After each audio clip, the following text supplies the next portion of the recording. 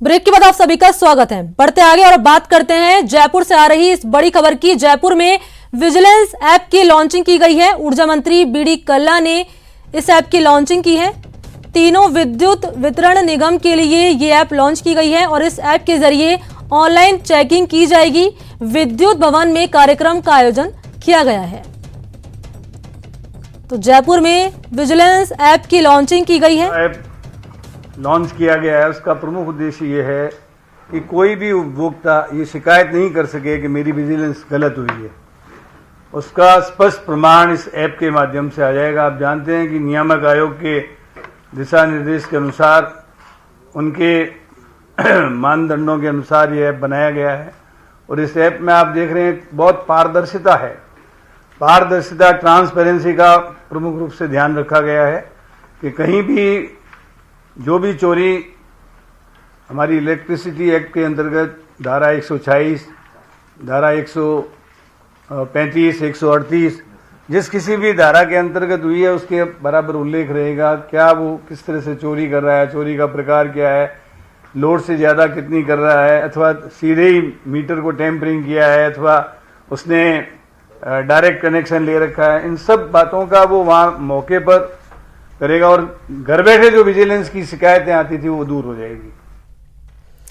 इधर कोरोना काल में सरकार के आदेशों की खिल्ली कैसे उड़ाई जाती है, इस रिपोर्ट में देखिए।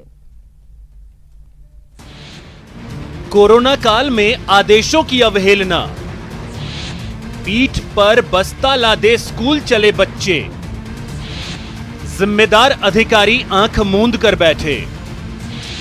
कोरोना काल में स्कूल चले बच्चे। सुना आपने, बच्चों ने क्या कहा? पहले स्कूल का नाम लिया, फिर कहा स्कूल जा रहे हैं। जी हां, कोरोना काल में जहां प्रदेश के सभी शिक्षण संस्थान बंद हैं, वहीं भरतपुर के डीग उपखंड क्षेत्र में बच्चे स्कूल जा रहे हैं। एक बार फिर सुनिए बच्चों ने क्या कहा। स्कूल के नाम से जाहिर है ये निजी स्कूल के बच्चे हैं। इनके चेहरे पर न मास्क है और न ही इन्होंने कोई सुरक्षा किट पहनी है, लेकिन स्कूल के आदेश पर पढ़ाई के लिए घर से पैदल निकल पड़े हैं। सरकार ने 30 नवंबर तक सभी स्कूल, कॉलेज और कोचिंग सेंटर को बंद रखने का आदेश दिया है, लेकिन भरतपुर में ऐसा नहीं है। जब इसके बाबत ब्लॉक शिक्षा अधिकारी से पूछा गया तो उन्होंने क्या कहा, आप भी सुनिए। ऐसी अभी हमारी नजर में तो नहीं आया। अगर ऐसी कोई खबर आती है तो निश्चित रूप से उसके विरुद्ध कठोर कार्रवाई की जाएगी। मान्यता निरस्त करने के ऊपर प्रस्ताव भेज दिए जाएंगे। छोटे छोटे बच्चे जान जोखिम में डालकर स्कूल जा रहे हैं, लेकिन जिम्मेदार पदाधिकारी को इसकी भनक तक नहीं है। सवाल सबसे बड़ा है कि आखिर लापरवाह कौन है? बच्चों की जान जोखिम में डालने का जिम्मेदार कौन है? आखिर किसके आदेश पर खुला है स्कूल? निजी स्कूल किसकी शह पर कर रहे हैं मनमानी?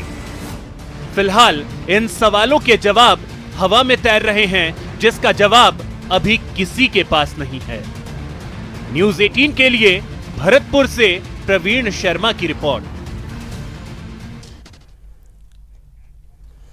इधर कर्नाटक में जातीय भेदभाव के मामले लगातार बढ़ते जा रहे हैं। ऐसा ही एक मामला मैसूर से सामने आया, जहां पर दलितों के बाल काटने पर एक नाई का तीसरी बार समाज से बहिष्कार कर दिया गया है। प्रशासन से न्याय की गुहार लगाने पहुंचे मल्लिकार्जुन शेट्टी पेशे से नाई हैं।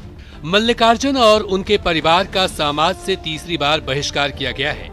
उनका कसूर सिर्फ इतना है कि उन्होंने अपने सैलून में दलितों के बाल काटे। मामला कर्नाटक के मैसूर के नंजानगुड़ी तालुका के हल्लारे गांव का है। इस गांव में मल्लिकार्जुन शेट्टी का सैलून है, जहां गांव और आसपास के लोग बाल कटवाने पहुंचते हैं। शेट्टी का आरोप है कि गांव के दबंग चन्ना नायक और उनके साथ आए कुछ लोगों ने दलितों के बाल काटने को लेकर उनसे झगड़ा किया और 50,000 के जुर्माना या समाज से बहिष्कृत करने का फरमान सुना दिया। बुಟ್ಟಿದ್ದಾರೆ ಸರ್ ನನಗೆ ಬಹಿಷ್ಕಾರಕ್ಕೆ ಬಿಟ್ಟಿದ ಮೇಲೆ ನನಗೆ ಭಯ ಆಯ್ತು. ನಾನು ಎಲ್ಲ ಕಡೆನೂ ಹೋಗಿ ನಾನು ರಕ್ಷಣೆ ಕೇಳಿ ಸರ್ ಈ ತರ ಆಗಿದೆ, ನನಗೆ ನಮ್ಮ ತೊಂದರೆ ಕೊಟ್ಟಿದ್ದಾರೆ, ನನಗೆ ಈ ತರ ಬನ್ನಿ ಸರ್, ನನಗೆ ಈ ಕಷ್ಟ ನನಗೆ ನೀಸಿ ಇಲ್ಲ. मैसूर के इस मामले ने एक बार फिर साफ कर दिया है कि आजादी के 73 साल बीत जाने और कई कानूनों के बावजूद समाज में जातीय भेदभाव की जड़ें गहरी हैं। खासकर दक्षिण भारत के कर्नाटक और केरल में दलितों के बाल काटने और दाढ़ी बनाने से मना करने के कई मामले सामने आते रहे हैं। केरल में कई जगह सरकारी नाई की दुकान स्थापित की गई है, जबकि कर्नाटक में सरकार ने समाज कल्याण को सरकारी नाई की दुकानें खोलने की जिम्मेदारी दी है।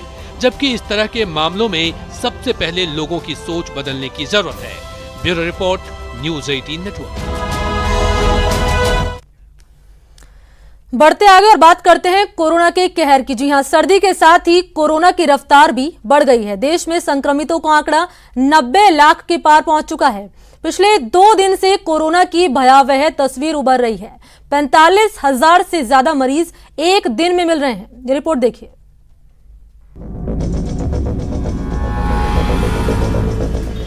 गर्मी बरसात के बाद सर्दी में कोरोना की रफ्तार तेज हो गई है।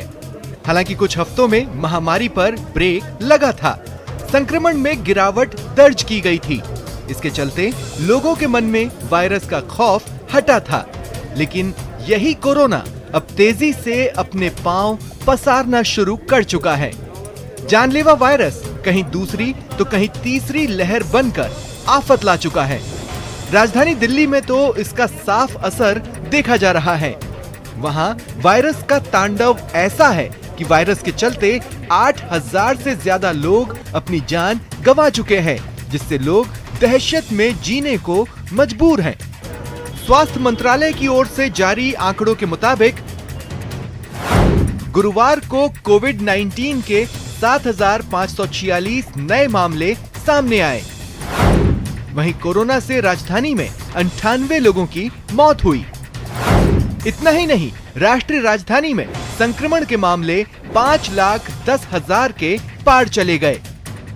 दिल्ली में कोरोना की तीसरी लहर के पीछे प्रदूषण को भी जिम्मेदार ठहराया जा रहा है, जो अमूमन सर्दी के मौसम में कुछ ज्यादा ही हो जाता है। कोरोना का खौफ इस कदर राष्ट्रीय राजधानी में है कि दिल्ली फरीदाबाद बॉर्डर पर रैंडम कोरोना टेस्ट कराने का कदम दिल्ली सरकार ने उठाया है। वहीं देश में कोरोना के मरीजों की संख्या में इजाफा होता जा रहा है। पिछले दिनों लगातार नए मामलों में गिरावट दर्ज की गई थी, लेकिन पिछले 2 दिन से लगातार कोरोना मरीजों की संख्या 45,000 से ज्यादा सामने आ रही है। सर्दी भी कोरोना के बढ़ने में मदद कर रही है। केंद्रीय स्वास्थ्य मंत्रालय के आंकड़ों के अनुसार पिछले 24 घंटे में 45,800 से ज्यादा मामले सामने आए। वहीं एक दिन में कोविड से 580 से ज्यादा मरीजों की जान चली गई।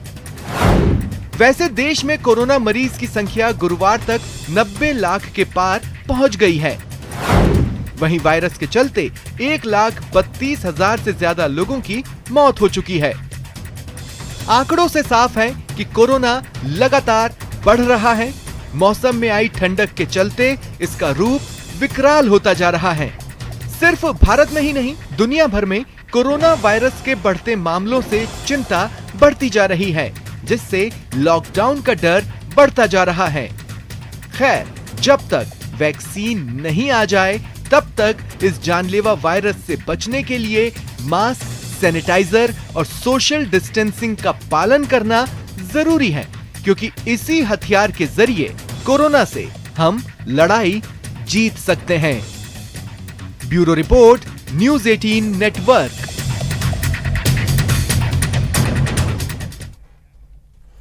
इधर जम्मू कश्मीर के नरगोटा में गुरुवार को हुई मुठभेड़ में सेना ने जैश के 4 आतंकवादी मार गिराए। सेना के हाथ लगी इस बड़ी कामयाबी पर प्रधानमंत्री ने बधाई दी है। पीएम मोदी ने कहा कि एक बार फिर से पाकिस्तान की नापाक हरकत सबके सामने आ गई है। इस घटना पर ट्वीट करते हुए पीएम मोदी ने लिखा कि पाकिस्तान स्थित आतंकवादी संगठन जैश-ए-मोहम्मद से जुड़े 4 आतंकवादियों को मार गिराया जाना और उनके साथ बड़ी मात्रा में हथियारों और विस्फोटकों की मौजूदगी ये संकेत देती है कि वे बहुत बड़ी तबाही मचाने और विनाश को भड़काने वाले थे, लेकिन उनके प्रयासों को एक बार फिर से विफल कर दिया गया है। पीएम मोदी ने अपने अगले ट्वीट में लिखा कि हमारे सुरक्षा बलों ने एक बार फिर से अत्यंत बहादुरी और प्रोफेशनलिज्म का परिचय दिया है। जम्मू कश्मीर में जमीनी स्तर पर चल रही लोकतांत्रिक प्रयासों के खिलाफ हो रही नापाक साजिश को सेना ने अपनी सतर्कता से हरा दिया है।